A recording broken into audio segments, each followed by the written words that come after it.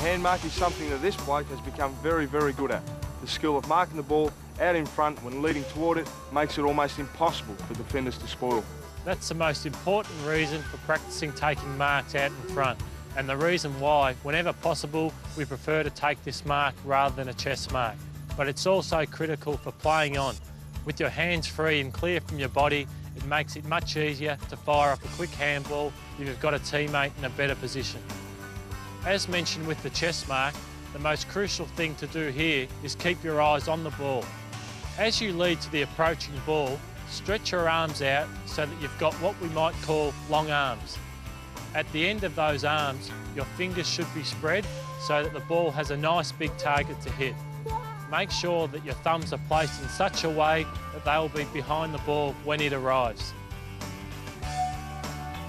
When you feel that ball in your hands, absorb the shock rather than hit it and grip it firmly in your fingers. There will be times when the ball slips through or bounces out, but keep practicing. You'll get it so that more often than not, they're sticking beautifully. That's a good mark, isn't it, by Lloyd. Lloyd wants it wide, he's got him. It was a great kick. As a backup, make sure that your body is in line with the ball.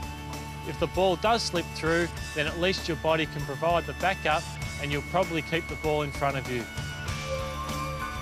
Few players in the game are as good at these skills as Matthew. One way to practice is to have a friend throw the ball before you begin having it kicked to you.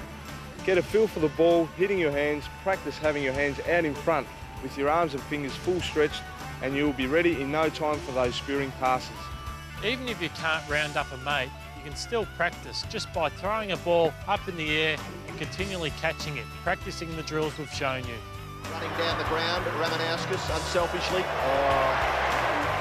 Not much that Glenn Manton could do there, and Lloyd taking it out in front of his face, which makes it even more difficult for the defender.